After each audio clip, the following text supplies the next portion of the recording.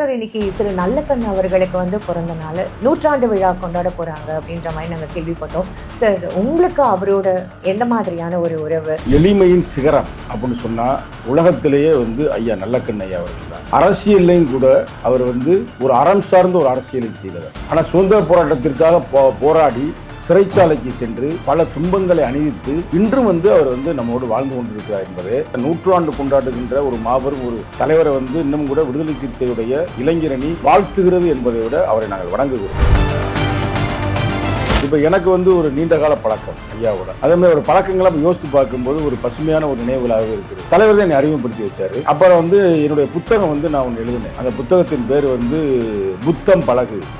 அந்த புத்தகத்தை ஐயா வெளியிட வேண்டும் எங்க தலைவருடைய தலைமையில் அப்படின்றது என்னுடைய ஆசை. அப்போ ஐயாட்ட போய் நேரடியாக கேட்டேன். அதை பூரம் படிச்சார். ஏன்னா அவங்க ஒரு கம்யூனிஸ்ட்வாதிகள் உங்களுக்கு இறை மறுப்பாளர்கள்ல நம்ம புத்தரை பத்தி எழுதுறோம்ல, படிச்சு முடிச்ச முதல்ல மறுத்துட்டாரு. இதுக்கு ஒரு அணிந்துரை எழுதி தாருங்கள் அப்படின்னு நான் கேட்டேன். அந்த புத்தகத்துக்கு அணிந்துரை வாழ்த்துறை. அப்புறம் சரி நான் எழுதி தரேன் அப்படின்னாரு. அப்புறம் நான் திருப்பி போய் நம்ம கேட்கும்போது அவர் கையாலே எழுதியிருந்தார். உண்மையிலே அந்த புத்தகத்தை நான் உங்கள்கிட்ட காட்டுறேன். நீங்க போடும்போது இதை நீங்க டெலிகாஸ்ட் எப்ப பண்ணுவீங்களோ அப்ப அவருடைய எழுத்தோட நீங்க போடுங்க.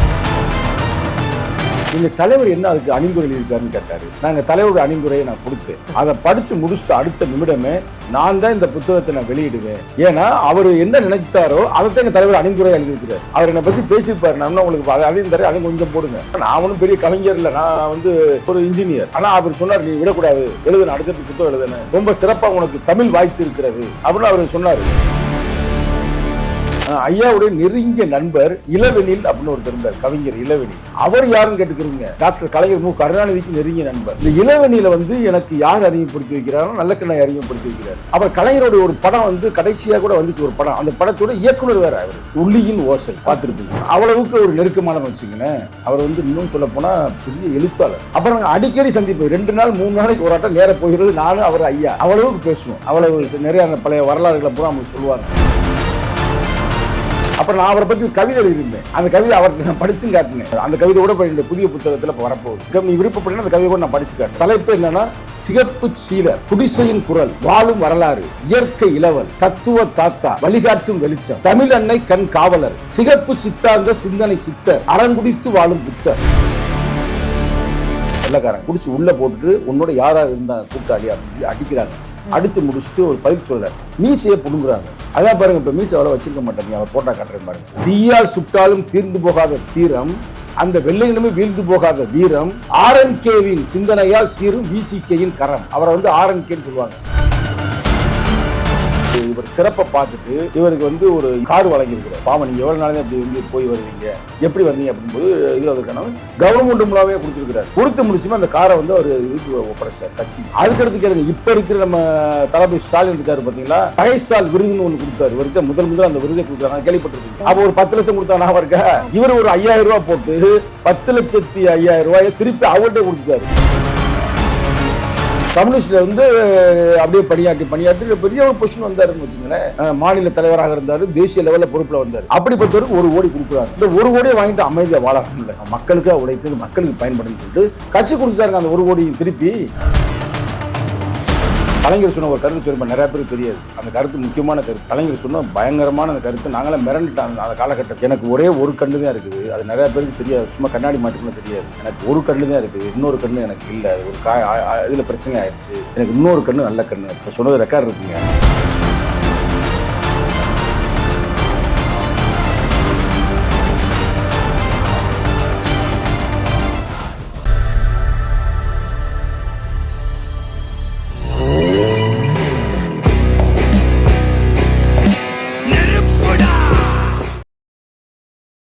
அனைவருக்கும் வணக்கம். இன்னைக்கு நம்மளோட விசிகே கட்சியிலேருந்து சங்கத்தமிழன் அவர்கள் தான் இருக்காரு. நிகழ்ச்சிக்கு போகலாம். சார் வணக்கம். சார் வணக்கம். எப்படி சார் இருக்கீங்க?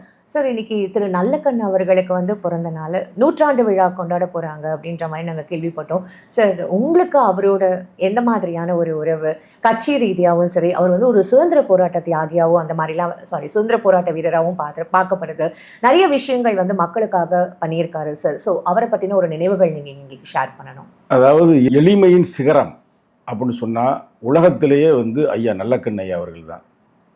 அரசியல்லையும் கூட அவர் ஒரு அறம் சார்ந்த ஒரு அரசியலை செய்தவர். இன்னைக்கு உங்களுக்கு தெரிய இந்தியாவின் சுதந்திர போராட்டத்திற்காக பாடுபட்டவர்கள் யாரும் இப்போ வந்து பெருசாக இருக்கிற மாதிரி யாருமே தெரியல. ஆமாம் சார், உண்மை அது. ஆனால் சுதந்திர போராட்டத்திற்காக போராடி சிறைச்சாலைக்கு சென்று பல துன்பங்களை அணிவித்து இன்றும் வந்து அவர் வந்து நம்மோடு வாழ்ந்து கொண்டிருக்கிறார் என்பதே நம்மளை போன்ற ஆட்களுக்கெல்லாம் இது ஒரு பெருமையான ஒரு செயலாகவே நான் கருதுகிறேன். உண்மை சார். ஏன்னா 1925 பிறந்த இப்போ எத்தனை பேர் சார் 100 வருஷம் இந்த காலத்துலலாம் வாழ முடியுது? இப்போ இருக்கிற ஜென்ரேஷன்லாம் பார்த்தீங்கன்னா 35-40 வயசே வந்து கடக்கிறது ஒரு பெரிய விஷயமா இருக்கும். அப்போ அவர் எவ்வளோ கஷ்டங்கள், அதுவும் வந்து இப்போ பொலிட்டிஷியனாக வேற இருக்காரு, சுதந்திர போராட்டத்தில் வேற கலந்துட்டு இருக்காரு. அப்போ எவ்வளோ விஷயங்கள் அவர் பார்த்துட்டு வந்திருப்பாரு இல்லை சார்? அதாவது இப்போ நீங்கள் கேட்டீங்க எப்படி அவர்கிட்ட உங்களுடைய நெருக்கம் எப்படி பழக்கம் அப்படின்னு கேட்டீங்க.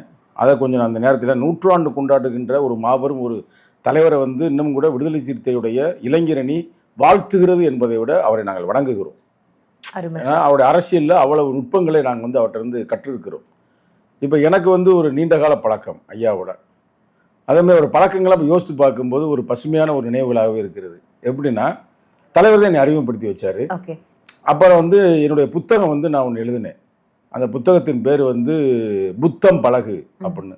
அந்த புத்தகத்தை வந்து ஐயா வெளியிட வேண்டும் எங்கள் தலைவருடைய தலைமையில் அப்படின்றது என்னுடைய ஆசை. சரி, நான் இப்போ ஐயாட்ட போய் நேரடியாக கேட்டேன். அதை பூரா படிச்சாருங்க. அந்த புத்தகத்தை பூரா படிக்கிறாருங்க. ஏன்னா அவங்க வந்து ஒரு கம்யூனிஸ்ட்வாதிகள் வந்து உங்களுக்கு இறை மறுப்பாளர்கள்ல, நம்ம புத்தரை பற்றி எழுதுறோம்ல. அப்ப அந்த கருத்து சொல்லாத விஷயத்தை என்ன சொல்லிருப்பீங்கன்னு கூட பார்த்துருக்கலாம். அதுக்காக அந்த புத்தகத்தை முழுமையாக படிக்கிறாரு. படித்து முடிச்ச முதல்ல வந்து மறுத்துட்டாரு. இல்லைங்க, நான் புத்தர் வந்து இப்போ வந்து புத்தர் வந்து அவங்களே சாமி மீது ஆகிட்டாங்க. புத்தம் சரணம் கச்சாமி, தம்மம் சரணம் கச்சாமி, சங்கம் சரணம் கச்சாமின்னு மணி அடிச்சுக்கிட்டு அதை அடிச்சுட்டு பக்தி மார்க்கமாக போய்கிட்டு இருக்கு. அதனால் நான் புத்தர் மேலே எனக்கு நல்ல மரியாதை இருக்குது, நான் பார்க்குற புத்தர் வேற, அதனால் வந்து நான் வந்து கலந்து கொள்ள முடியாது அப்படின்ற மாதிரி சொல்கிறாரு. வயது ரொம்ப முதிர்ந்தது. இது வந்து நான் சொல்வது வந்து ஒரு 5 ஆண்டுகளுக்கு முன்னால், கொரோனாவுக்கு முன்னான்னு வச்சுங்களேன். அப்போ கொஞ்சம் உடல்நிலை சரியில்லாமல் இருந்தார். சரி, நானும் விட்டுட்டேன். சரி, வேணாம் ஐயா, நம்ம டிஸ்டர்ப் பண்ண வேண்டாம், சரி அந்த புத்தகத்தை மட்டும் நீ வைத்துக் கொள்ளுங்கள், இதுக்கு ஒரு அணிந்துரை எழுதி தாருங்கள் அப்படின்னு நான் கேட்டேன். அந்த புத்தகத்துக்கு அணிந்துரை வாழ்த்துறை. அப்புறம் சரி நான் எழுதி தரேன் அப்படின்னாரு. அப்புறம் நான் திருப்பி போய் நம்ம கேட்கும்போது அவர் கையாலே எழுதியிருந்தார். ரொம்ப சிறப்பு, ரொம்ப பெரிய விஷயம் அது. 95 வயதுல அவர் அப்பவே வந்து இப்போ கூட கண்ணு தெரியுமான்னு தெரியல சார், பாதி பேருக்கு இப்போ கண்ணாடி போட்டோ இல்லை வந்து லென்ஸ் வைக்கிற அளவுக்கு தான் இருக்கு. ஆனால் 95 வயசுல கூட ஒருத்தர் புக் எடுத்து படிக்கிற அளவுக்கு அவருக்கு அந்த பொறுமை, அப்புறம் அவருக்கு அந்த விஷயங்கள் தெரியுது அப்படின்னா உண்மையாவே இந்த இடத்துல நானும் கூட வணங்கிக்கிறேன் சார். நான் உண்மையிலே அந்த புத்தகத்தை நான் உங்கள்கிட்ட காட்டுறேன். நீங்கள் போடும்போது இந்த இதை நீங்கள் டெலிகாஸ்ட் எப்போ பண்ணுவீங்களோ அப்போ அவருடைய எழுத்தோடு நீங்கள் போடுங்க. கண்டிப்பாக சார், அது எங்களுக்கும் இப்போ நான் உங்களுக்கு அதை தரேன். அது ஒரு பெரிய சிறப்பு. அப்புறம் அதெல்லாம் படித்து முடித்த பிறகு எங்கள் தலைவர் என்ன அதுக்கு அணிந்துரை எழுதியிருக்காருன்னு கேட்டார். நாங்கள் தலைவருடைய அணிந்துரையை நான் கொடுத்தேன். அதை படித்து முடிச்சுட்டு அடுத்த நிமிடமே நான் தான் இந்த புத்தகத்தை நான் வெளியிடுவேன். ஏன்னா அவர் என்ன நினைத்தாரோ அதைத்தான் எங்கள் தலைவர் அணிந்துரை எழுதியிருக்கிறாரு. உள்ள இருக்கிற புத்தகத்தில் உள்ள கருத்து அதே கருத்து தான். அதனால வந்து உன் புத்தகத்தை முழுமையாக படித்திருந்தாலும் கூட எழுச்சி தமிழுடைய அணிந்துரை எனக்கு ரொம்ப வியப்பாக இருக்கிறது, சிறப்பாக இருக்கிறது. நான் எதை நினைக்கின்றனோ, ஏன்னா பௌத்தம் என்பது அது வந்து சும்மா ஒரு பண்பாட்டு புரட்சி அல்ல, அது ஒரு அரசியல் புரட்சி அப்படின்றது அவருடைய தத்துவம், அவருடைய கருத்து. அதைத்தான் உங்க தலைவர் எழுதியிருக்கிறாரு, ரொம்ப சிறப்பு அப்படின்னு அவர் வர்றாருங்க. அந்த வயசுல வந்து அவர் என்னை பத்தி பேசியிருப்பாரு. நான் உங்களுக்கு அதையும் தரேன், அதையும் கொஞ்சம் போடுங்க. என்ன பேசியிருக்கிறாருன்னா, நான் ஒன்றும் பெரிய கவிஞர் இல்லை, நான் வந்து ஒரு இன்ஜினியர். ஆனால் அவர் சொன்னார், நீ விடக்கூடாது, எழுதுன அடுத்தடுத்து புத்தகம் எழுதுன, ரொம்ப சிறப்பாக உனக்கு தமிழ் வாய்த்து இருக்கிறது அப்படின்னு அவர் சொன்னார். அதுக்கு பிறகு நம்ம நிறைய புத்தகம் எழுதிக்கிட்டு இருக்கிறோம். இப்போ கூட அடுத்து இன்னும் ஒரு 2 மாதங்கள் முக்கியமான ஒரு புத்தகம் கோட்பாட்டு யுத்தம்ன்ற தலைப்பில் வெளியிட போகிறோம். அப்போ நாங்கள் ஐயாவை கூப்பிடுவோம். அவர் சிறப்பாக பேசினார்.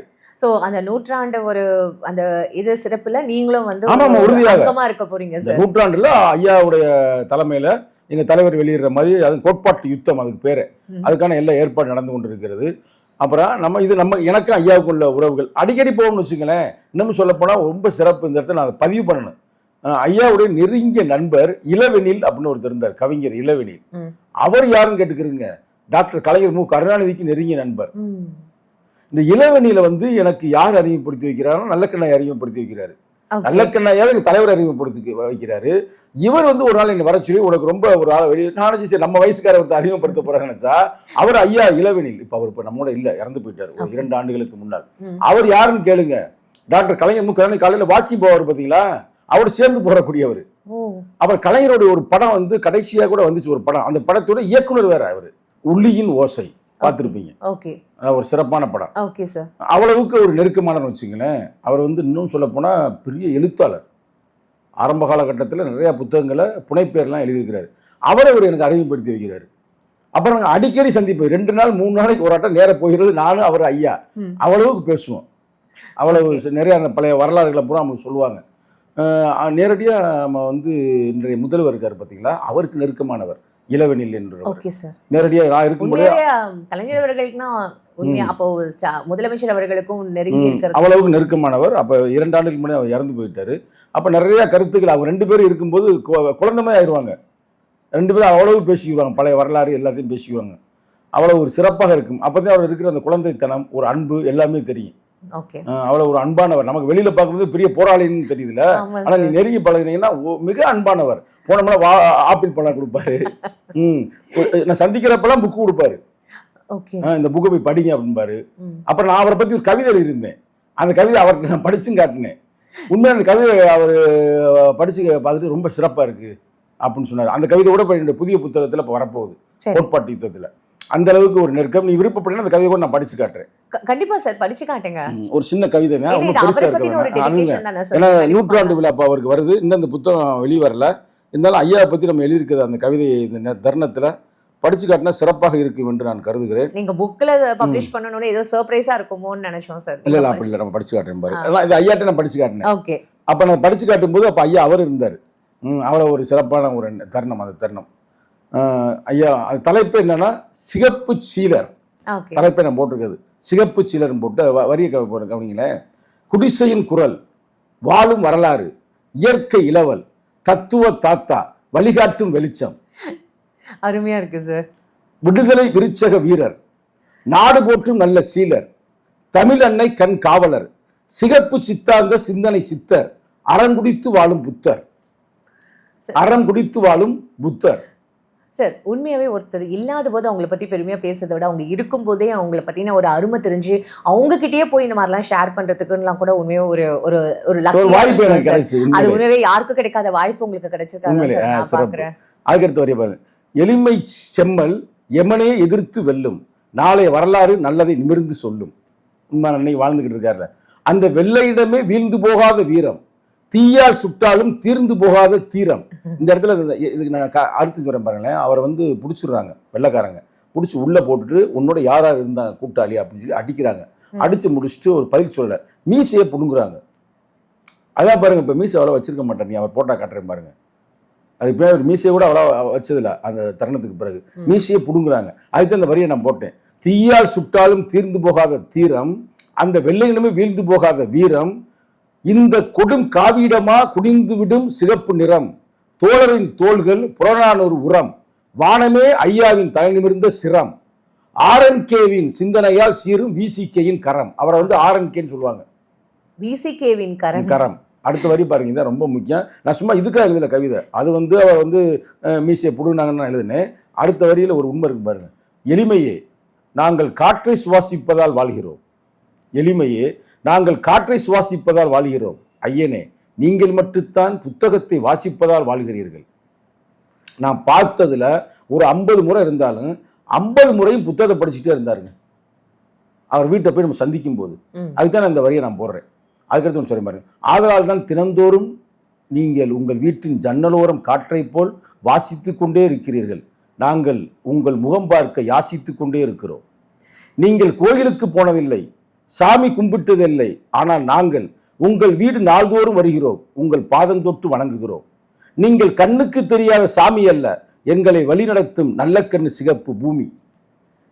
என்ன சார் சொன்னாரு? உண்மையிலே படிச்சுட்டு அவர் அப்படியே ரொம்ப சிறப்பாக இருக்கு அப்படின்னு சொன்னார். அதுக்கடுத்து நான் இப்போதான் உங்கள்கிட்ட நான் படிச்சு காட்டுறேன் உங்கள் சேனலில். அது ரொம்ப அருமையாக இருக்குது. இதில் எல்லாமே ஏன்னா ஒட்டி எழுதியிருக்கிறோம்ல. எப்படின்னா அந்த காலகட்டத்தில் வந்து சங்கிகள் கொஞ்சம் ஒரு எழுத்துலாம் பேசினாங்க. அதுக்காக தான் நம்ம அந்த வரிகளை அப்போ நம்ம போட்டிருக்கிறோம். அப்புறம் வந்து என்னென்னா அவர் அந்த ஜன்னலோரம் அவர் வீடு இருக்குது. இப்போ கூட புதிய வீட்டுக்கு போயிட்டார். பழைய வீடு வந்து இங்கே தான் இருந்துச்சு. எங்கன்னா நம்ம பக்கத்தில் சாலி கிராமத்தை கொஞ்சம் தாண்டி அங்கிட்டு போனதுமே ஆந்திரா மெஸ் இருக்குது பார்த்தீங்களா, அது பக்கத்தில் இருக்கேன் அவர் வீடு. அந்த வீட்டில் எப்போயுமே ஜன்னல் ஓரம் அவர் இருப்பார் போகிறப்ப. ஓகே.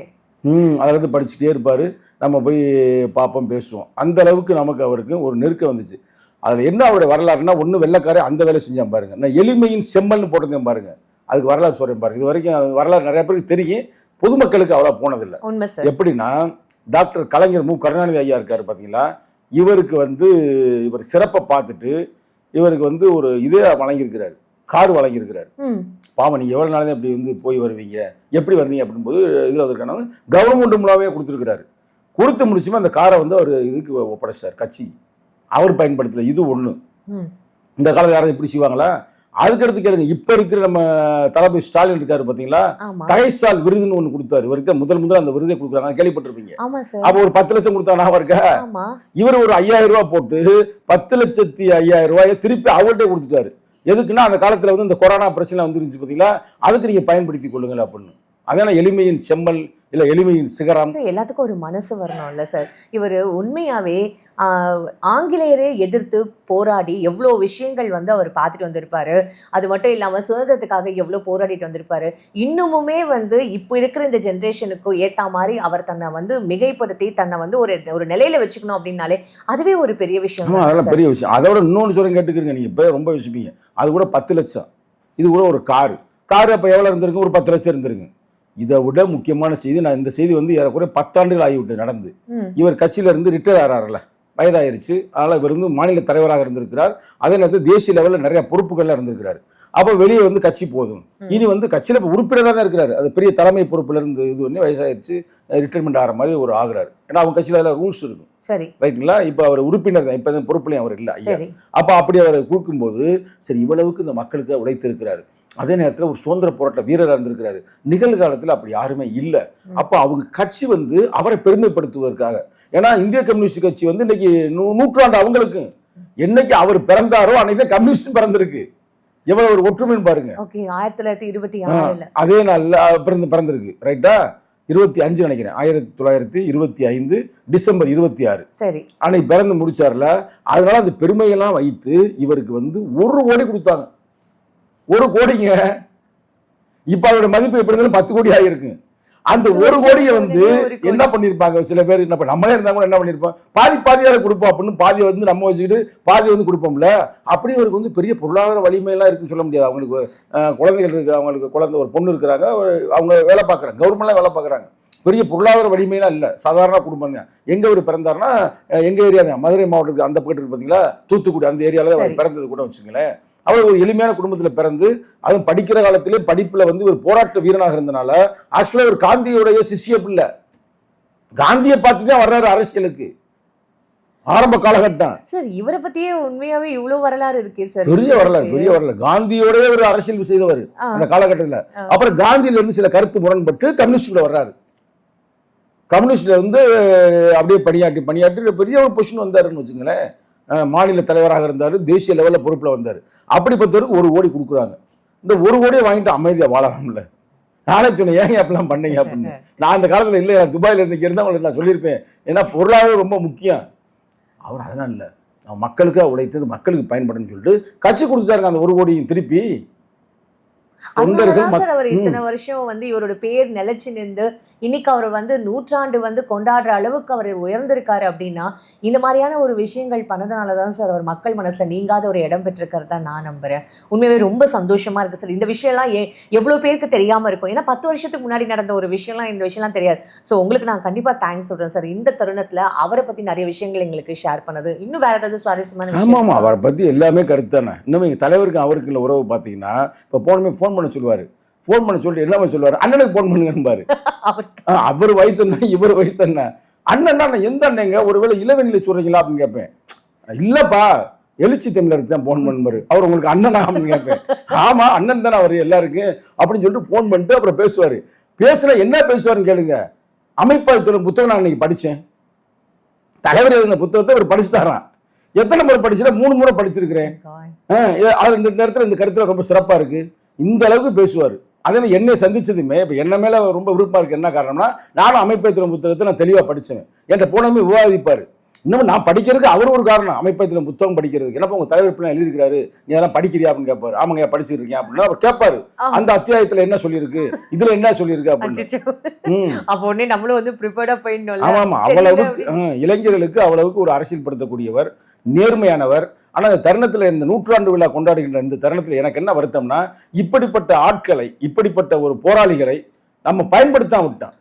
ஒருவேளை இவரெல்லாம் ஒரு முதல்வராக இருந்திருந்தா நீ கற்பனை பண்ணி பாருங்க, ஒரு சுதந்திர போராட்ட வீரர் ஒரு சுதந்திர போராட்ட வீரர் வெள்ளையனையே எதிர்த்து வெள்ளையனே வெளியேறு அப்படின்ற அந்த காந்தி அவரோட கோட்பாடை கொண்டு வந்து அவர் வந்திருக்காரு. அவரை பார்த்தா அரசியலுக்கு வந்திருக்காரு அப்படின்னா அப்ப இவருக்கு எவ்வளவு விஷயங்கள் தெரிஞ்சிருக்கணும்ல சார். வெள்ளையனே எதிர்த்து போராடினவர் இங்க இருக்கிற ஒரு அரசியல் அமைப்பை பத்தி அவருக்கு கட்டமைக்க தெரியாதா, இல்ல போராட தெரியாதா, இல்ல அவருக்கு ஆட்சி பண்ண தெரியாதா? அவருக்கு என்னதான் சார் தெரியாது? அவருக்கு அவ்வளவு அரசியல் நாலேஜ் இருக்கு, புரிதல் இருக்கு, மக்கள் எப்படி பார்த்துட்டு வந்திருப்பாரு, எவ்வளவு எக்ஸ்பீரியன்ஸ் இருக்கு. இந்த மாதிரியான ஒருத்தரை நம்ம மிஸ் பண்ணிட்டோம். இப்ப இளைஞர்கள் அது அடையாளம் தெரிஞ்சுக்கணும். உண்மையிலேயே மக்களுக்கு யார் உழைக்கிறாங்க, மக்கள்கிட்ட நேர்மையாக இருக்கிறாங்களோ அவங்களுக்கு நீங்கள் வாய்ப்பை கொடுத்துருக்கணும். ஆனால் அவருக்கு வாய்ப்பை கொடுக்கவே இல்லை. அதான் நம்ம பெரிய ஒரு இது. ஆனால் இவ்வளவு பிரச்சனைகள் கலைஞர் இவர் ரொம்ப நெருக்கமாக இருந்தாங்க. அதான் பெரிய ப்ளஸ் பாயிண்ட். கலைஞர் சொன்ன ஒரு கருத்து சொல்லுமா, நிறையா பேருக்கு தெரியாது. அந்த கருத்து முக்கியமான கருத்து. கலைஞர் சொன்ன பயங்கரமான அந்த கருத்து. நாங்களாம் மிரண்டுட்டோம் அந்த காலகட்டத்தில். அவர் சொல்லி எப்படி தான் எனக்கு தெரியாது, ஒரு 15-20 வருஷம் இருக்குங்க. அவர் என்ன சொன்னார்னா, எனக்கு ஒரே ஒரு கண்ணு தான் இருக்குது, அது நிறையா பேருக்கு தெரியாது, சும்மா கண்ணாடி மாட்டுக்கெல்லாம் தெரியாது. எனக்கு ஒரு கண்ணு தான் இருக்குது, இன்னொரு கண்ணு எனக்கு இல்லை, அது ஒரு இதில் பிரச்சனை ஆயிடுச்சு, எனக்கு இன்னொரு கண்ணு நல்ல கண்ணு அப்படின்னு இருக்காரு. அது சொன்னது ரெக்கார்டு இருக்குங்க. அது டாக்டர் கலைஞர் மு கருணாநிதி. ஒரு கண்ணு எனக்கு இயங்குது, இன்னொரு கண்ணு இயங்கலை, அந்த இன்னொரு கண்ணு இயங்காமல் இருப்பதே நல்ல கண்ணு அப்படின்ற மாதிரி சொல்லியிருக்கிறாரு. எவ்வளோ பெரிய ஒரு இது இல்லை சார். சார் இன்னும் எவ்வளோ விஷயங்கள், இன்னொரு விஷயம் இருக்குது கலைஞருக்கு இவருக்கு உள்ள விஷயம், அது பயங்கரமானது. அதை நீ கேள்விப்பட்டீங்கன்னா ரொம்ப எதிர்ப்பீங்க. என்னன்னா, கலைஞர் இவர்கிட்ட ரொம்ப நெருக்கமாக இருக்கிறாரு, தனிப்பட்ட முறையில். ஏன்னா அவருடைய பேச்சாற்றல் அதெல்லாம் அவருக்கு ரொம்ப பிடிக்கும். இருக்கும்பொழுது அவர் திடீர்னு பிஜேபியில் கூட்டணி வச்சார். நான் இருக்கா, கலைஞர் ஒரு காலகட்டத்தில் பிஜேபியில் கூட்டணியில் இருந்து அமைச்சரவையில் இருந்தார். அப்ப நல்லக்கண்ணையாட்ட போய் கேட்குறாங்க. நான் சொல்றேன், அவர் என்ன சொல்றாருன்னா, கலைஞர் ஒரு தவறு செய்திருக்கிறார், அது கூட்டணி பிஜேபியோடு வைக்கக்கூடாது, அது தவறு அப்படின்னு அவர் சொல்லியிருக்காரு. அப்ப கலைஞர்கிட்ட கேள்வி கேட்டிருக்காங்க. அப்ப கலைஞர் எதிர்த்து பேசியிருக்கணும் அவர்கிட்ட, இல்லை அவரை பேசுனது தப்பு, அது ஏன் அப்படி சொன்னார்னு சொல்லிக்கலாம்ல. இல்லை, அவர் என்றுமே நல்ல கருத்துக்களைத்தான் சொல்வார், நல்லதைத்தான் சொல்வார் அப்படின்னு கலைஞர் சொன்ன ரெக்கார்டு நம்பிக்கை இருக்குது இன்று வரைக்குமே. இப்போ நம்ம பேசிக்கொண்டிருந்த தருணத்தில் தளபதி ஸ்டாலின் இப்போ நிகழ்ச்சியில் கலந்து கொண்டு இப்போ வாழ்த்துறை வழங்கி கொண்டிருக்கிறார். அவர் என்ன சொல்கிறாருன்னா, அவர் சொன்னது முக்கியமாக நான் பதிவு செய்கிறேன். அவர் என்ன சொல்கிறாருன்னா, நான் வாழ்த்துவதற்காக வரவில்லை, உங்களை வாழ்த்து பெறுவதற்காக வந்திருக்கிறேன், எங்களை போன்ற இளைஞர்களை எல்லாம் நீங்கள் வாழ்த்த வேண்டும் அப்படின்னு இருக்காரு. அப்போ நல்லா கேட்டுங்க, நம்ம நகைச்சுவை பார்க்கக்கூடாது. அவரை பார்த்ததுமே இவர் ஒரு இளைஞரா ஃபீல் பண்றாரு. ஏன்னா இவர் 70 சம்திங், கரெக்டா, அவர் 100. அவர் இளைஞரா ஃபீல் பண்ணும்போது அப்ப நல்லக்கண்ணையை பார்க்கும்போது இவர் இன்னமும் நமக்கு இன்னும் 30 ஆண்டுகளுக்கு மேல நம்ம இங்க வாழலாம் அந்த பூமியில, அந்த அளவுக்கு அவர் உருவாக்குறாரு. அது ஒரு பெரிய சிறப்பானது. இப்ப தலைவர் அங்கே தான் இருக்கிறாரு, வாழ்த்து தெரிவிக்கணும். நான் மதியத்துக்கு மேல அங்கே போகலாம் அப்படின்னு இருக்கிறேன். ஏன்னா இப்போ ரொம்ப கூட்டமா இருக்கு, அவர் சில நம்ம பேசணும் ஐயாட்ட தனியா அப்படின்ற மாதிரி, நம்ம மதியத்துக்கு மேல வீட்டுக்கு போகலாம் அப்படின்ற ஒரு ஐடியால இருக்கு. இந்த தருணத்தில் உண்மையில இளைஞர்கள் அந்த ஐயாவுடைய அந்த வாழ்க்கையை அவங்க ஃபாலோ பண்ணணும். ஒழுக்கம் சார்ந்தவர், அதான் ரொம்ப முக்கியம். இப்போ இவ்வளோ வயசு வாழ்றாரு, 100 வயசு வாழ்றாருன்னா என்கிட்ட சொல்லுவார், இந்த இளைஞர்கள்லாம் ரொம்ப கெட்டு போய்கிட்டு இருக்கிறாங்க, அவர்கிட்ட எந்த கெட்ட பழக்கமும் இல்லை. அப்போ அதெல்லாம் ஒரு ரோல் மாடல் எடுத்துக்கிறேன்னு. இன்னைக்கு வரைக்கும் அவர் வாக்கிங் போவார், அவர் வீட்டை சுற்றி சுற்றி போவார். சார் ஏதேதோ யாரையோ ரோல் மாடல் எடுத்துட்டு இப்போ இருக்கிற இளைஞர்கள் இந்த ட்ரக்ஸுக்கும் இந்த ஆல்கஹாலுக்கும் அடிக்ஷன் ஆகி எங்கேயோ தவறான ஒரு பாதையில் போகிறதுக்கு இந்த மாதிரியான ஒரு கிரேட் பர்சனாலிட்டிஸ், ஒரு மதிப்பு தக்க ஒரு மிகப்பெரிய ஒரு ஆளுமை அப்படின்லாம் சொல்லலாம் சார். அப்படிப்பட்ட ஒருத்தரோட சிறப்பு மிக்க ஒரு கலைஞர், கவிஞர், இந்த மாதிரிலாம் எவ்வளோ விஷயங்கள் அவருக்கு இல்லை, நிறைய புத்தகங்கள் எழுதியிருக்காரு. இப்படிப்பட்ட ஒரு ஆசிரியர், அப்படி பேர் அவர்கிட்ட உட்காந்து இன்னும் எவ்வளோ விஷயங்கள் இப்போ இருக்கிற அரசியல்வாதிகள் உட்பட, இப்போ இருக்கிற மக்கள் உட்பட, இப்போ இருக்கிற இளைஞர்கள் உட்பட எவ்வளோ விஷயங்கள் கேட்டு தெரிஞ்சுக்கலாம்ல. உண்மையாகவே இந்த தருணத்தில் எனக்கும் அவரை மீட் பண்ணுறதுக்கு ஒரு வாய்ப்பு கிடைச்சதுன்னா நான் உண்மையாகவே ரொம்ப சந்தோஷப்படுவேன் சார். உங்களால் எனக்கும் இப்போ ஒரு பெரிய ஒரு நன்மை கிடைச்சது, அவரை பற்றி நிறைய விஷயங்கள் தெரிஞ்சுக்கிறதுக்கு. ஸோ இந்த பொன்னான நேரத்தை நீங்கள் எங்களுக்கு ஸ்பெண்ட் பண்ணி அவரை பற்றி நிறைய விஷயங்கள் சொன்னதுக்கு ரொம்ப நன்றி சார். நன்றி, வணக்கம்.